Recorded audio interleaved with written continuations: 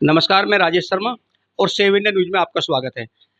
हम लोग इस समय मेरठ में हैं और चूँकि मेरठ में दूसरे चरण का चुनाव हुआ था, 26 अप्रैल को यहाँ चुनाव संपन्न हो चुका और चूँकि पश्चिम उत्तर प्रदेश की अगर हम बात करें, तो जो पहले 2 चरण थे उन दोनों चरणों का चुनाव यहीं पे संपन्न हुआ है।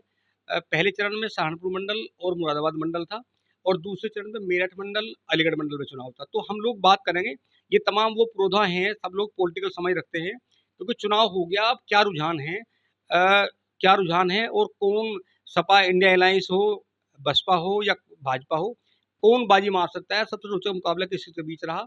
मैं एक बात दर्शकों को बता दूं कि यहाँ मेरठ में जो मेरठ हापुड़ लोकसभा सीट है, यहाँ से भाजपा के अरुण गोविल जी चुनाव लड़े। अरुण गोविल जी के बारे में बता दूं कि वो जो रामायण धारावाहिक था, उसमें उन्होंने भगवान श्री राम की भूमिका अदा की थी। दूसरे यहाँ जो सपा कांग्रेस अलायंस है, यहाँ सुनीता वर्मा जो पूर्व महापौर रह चुकी। तीसरे बसपा के यहाँ देवव्रत त्यागी जी उम्मीदवार थे। तो अब हम बात करते हैं, हमारे बीच में सचिन त्यागी जी हैं और सचिन त्यागी जी एक बार पार्षद भी रह चुके हैं मेरठ में और ये बहुत लोकप्रिय चेहरा है। सचिन जी, आपका बहुत-बहुत स्वागत। तो कैसा रहा सचिन जी चुनाव? माहौल क्या है? राजेश जी, पहले तो मैं नमस्कार करता हूँ सेव इंडिया को। और आपने चुनाव के बारे में चर्चा रखी है। चुनाव बहुत अच्छा रहा और चुनाव भाजपा के पक्ष में रहा। हुँ, हुँ।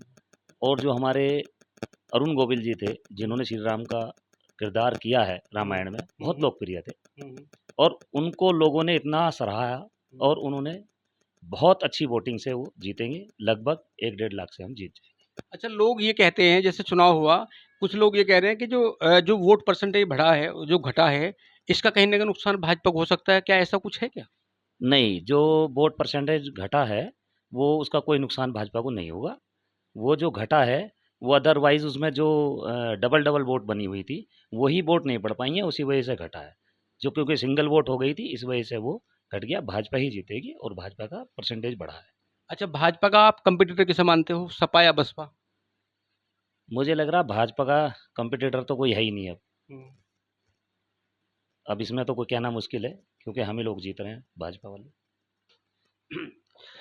तो हमारे बीच में सीनियर जर्नलिस्ट हैं नरेश उपाध्याय जी और आप लगातार अगर मैं बात करूं तो लगभग 2.5 दशक की से आप पत्रकारिता कर रहे हैं और टोटल वेस्ट यूपी का आप लगातार एनालिसिस भी करते हैं।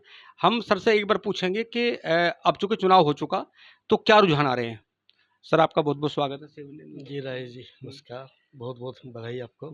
तो सर, यहाँ चुनाव हो चुका है 26 अप्रैल को। जो रुझान आ रहे हैं तो आपको क्या लग रहा है सर, यह मुकाबला किस किस के बीच हुआ और कौन आगे या पीछे की दौड़ में कौन कौन हो सकते हैं? मेरठ सीट की अगर हम बात करें, तो यहाँ जैसे भी आपने बताया भाजपा से अरुण गोविल जी और समाजवादी पार्टी से सुनीता वर्मा जी और बहुजन समाज पार्टी से देवव्रत त्यागी।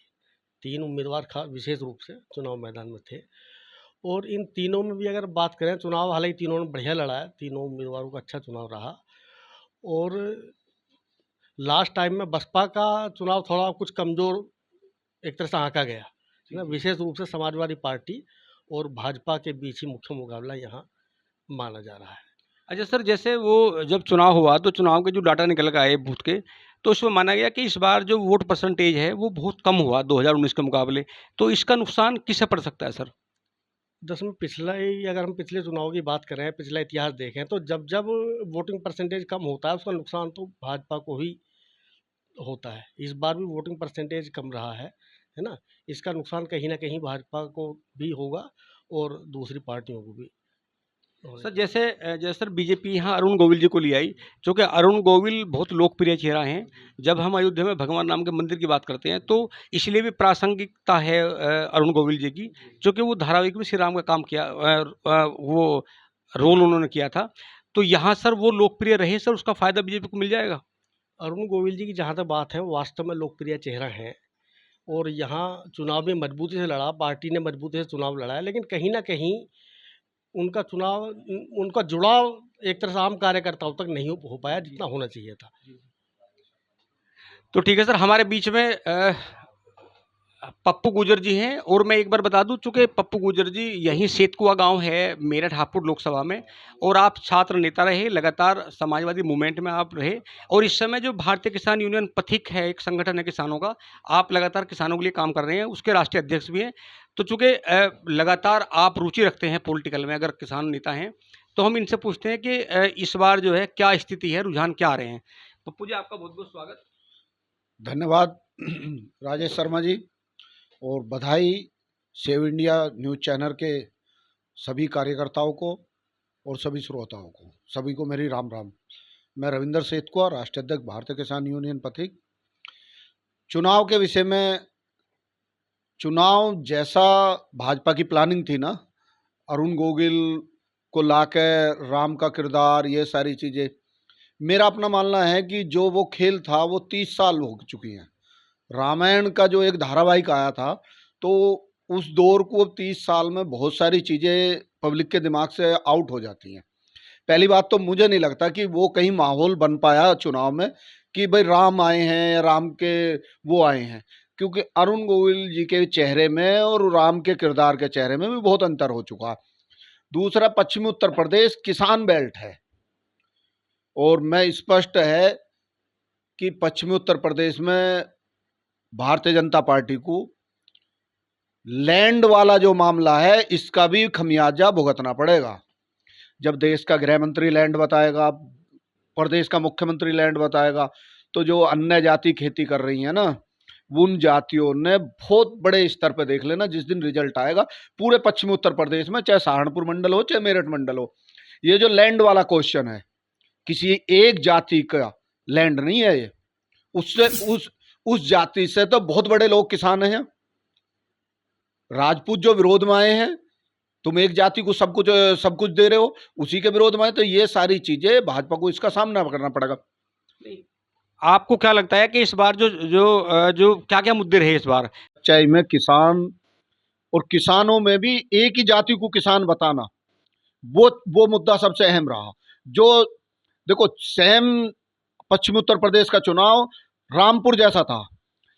जब आजम खां समाजवादी के विरोध में रहता था, तब समाजवादी को हरा नहीं पाता था। जब समाजवादी के साथ रहता था, तब जुटा नहीं। अब की बार ये लैंड वाले भाजपा के साथ हैं, तो पता लगेगा ये लैंड वाले जिता पाएंगे या नहीं जिता पाएंगे।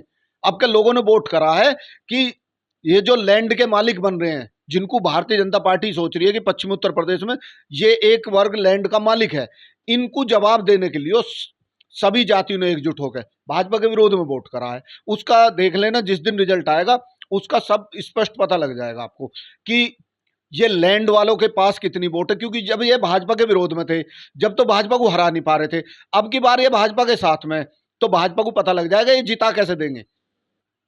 इनके विरोध में वोट करा सभी किसान जातियों ने। तो जो अमित शाह जी का जो जाट लैंड वाला वो सब था, क्या वो रहा क्या इस बार यहाँ इशू रहा हो? भाई साहब, बिल्कुल मेन मुद्दा ही ये है। जब देश का गृह मंत्री मन से खड़ा होकर कहेगा कि मैं जाट लैंड में खड़ा हूं, उस लैंड के विरोध में गुर्जर हो, ठाकुर हो, पंडित हो, त्यागी हो, मुजफ्फरनगर में देखा नहीं त्यागियों ने कितना विरोध करा। कोई व्यक्तिगत लड़ाई थी भाजपा से, लैंड की लड़ाई है। नहीं तो मेरठ में क्या लग रहा है आपको? मेरठ में जो चुनाव हुआ किस किस के बीच हुआ? मेरठ का चुनाव समाजवादी पार्टी और भारतीय जनता पार्टी, और मेरा जो अपना आकलन कहता है कि समाजवादी पार्टी और भाजपा के बीच में बहुत कड़ी टक्कर का चुनाव है। कुछ भी हो सकता है। ये तो भाजपा वाले तो 1 लाख 2 लाख बताएं, मैं कह रहा हूं कि पिछली बार की तरह 5-7 हजार से किसी का तिलक हो जाए तो बड़ी बात होगी भाई साहब।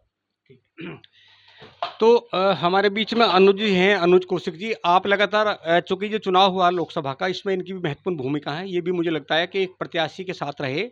तो मैं अनुज जी से बात करूंगा, अनुज कौशिक जी से। और आप जो युवा ब्राह्मण समाज है उसके आप अध्यक्ष भी हैं सिटी के हैं, युवा ब्राह्मण सेवा समिति है उसके आप प्रेसिडेंट भी हैं। तो हम पूछेंगे कि आपको क्या लग रहा है 2022 में? अनुज जी, आपका स्वागत है सेव इंडिया न्यूज के मंच पर। और क्या लग रहा है मुकाबला किस चीज़ के बीच रहा इस बार? सर्वप्रथम तो बहुत बहुत धन्यवाद आपका बड़े भाई हमारे राजेश शर्मा जी, और मैं सेव इंडिया चैनल को भी बहुत बहुत धन्यवाद करता हूं कि आपने मुझे बुलाया मेरे विचार रखने के लिए। देखिए, मेरा मानना ये है कि जैसा कि अभी पप्पू भैया ने भी बोला इस बात को लेके, मेरा मानना ये है कि ये चुनाव त्रिकोणीय चुनाव है। आप किसी एक पार्टी विशेष या 2 पार्टी विशेष को नहीं कह सकते। ये डिपेंड करता है कि दलित समाज की वोट किधर गई है। और जहाँ तक मुझे लगता है कि दलित समाज की वोट 70 से 80% गई है बसपा की तरफ, जो मेरा अपना मानना है। और जितने भी लोग हैं, आप एकदम नहीं कह सकते कि किसी एक पर्टिकुलर किसी एक ही पार्टी को वोट गई है। ये तो जब निर्णय आएंगे तब पता चलेगा। आपकी नज़रों में मुकाबला किस-किस के बीच हुआ शहर में? क्या बसपा भाजपा के बीच मुकाबला हुआ? नहीं, मेरा मानना है कि बसपा, भाजपा और समाजवादी पार्टी तीनों के बीच में मुकाबला है और मैं पप्पू भैया की बात से पूरा सहमत हूँ कि ज़्यादा वोटों का अंतराल नहीं होगा इस हार-जीत में। ज़्यादा वोटों का अंतराल नहीं होगा। बिल्कुल इस बात से सहमत हूँ कि कहीं न कहीं राजपूत समाज भी आहत है, ठीक है? उनको भी लग रहा है कि उनकी भागीदारी कम हो रही है, उनको टिकट कम मिले हैं और जहाँ तक मेरा अपना आंकलन है, बहुत से लोग साइलेंट वोटर हैं, उनका आपको यही नहीं पता कि उन्होंने भाजपा को वोट दिया है कि उन्होंने समाजवादी पार्टी को दिया है कि बसपा को दिया है। मैंने अपने संगठन की तरफ से बसपा प्रत्याशी आदरणीय श्री देवव्रत त्यागी जी को हमने समर्थन किया था और कोशिश भी की कि उन्हें वोट मिले अधिक से अधिक, क्योंकि मेरे लिए पार्टी चाहे कोई भी हो, लेकिन मेरे लिए मेरा समाज पहले है। तो हमने जिसे समर्थन दिया अपने समाज के प्रत्याशियों को दिया, चाहे हमारे समाज का प्रत्याशी कोई भाजपा से लड़ा है तो हमने उन्हें भी समर्थन किया है, चाहे हमारे समाज का प्रत्याशी गठबंधन से लड़ा है, हमने उसे भी समर्थन किया है। तो क्योंकि मैं एक अपना युवा ब्राह्मण समाज सेवा समिति संगठन चला रहा हूँ, मैं मेरठ का जो चुनाव था, इसमें चूँकि आप जिस भी दल में रहे हो या जहाँ भी आपकी विचारधारा जो भी आपकी विचारधारा हो, आपको क्या लग रहा है कि बसपा किन-किन मुद्दों पे चुनाव लड़ी? सर बसपा किन मुद्दों पे चुनाव लड़ी? मेन तो बसपा का एजेंडा ये था कि भई एससी-एसटी एक्ट को लेकर भी था और कई चीज़ों को लेके हुआ। तीसरा एक रीज़न ये भी रहा सर कि जो मुझे लगा कि उन्होंने हमारे एक समाज के देवव्रत त्यागी जी जो हमारे आदरणीय बड़े भाई साहब उनको टिकट दिया, तो हमने समर्थन किया पूरा अपने समाज के होने के नाते। और बाकी तो आने वाली जब जिस तारीख में चुनाव के नतीजे आएँगे, तब पता चलेगा। और अभी भैया ने बोला कि वोट परसेंटेज कम हुआ है। उसका भी एक रीज़न ये था कि भाई साहब इस बार चुनाव शुक्रवार के दिन था। मैं शास्त्री नगर में रहता हूँ, मैंने डी ब्लॉक, ए ब्लॉक, के ब्लॉक कई जगह ऐसा देखा कि छुट्टियों के दिन में हमारे बहुत से वोटर वो छुट्टी मनाने चले जाते हैं।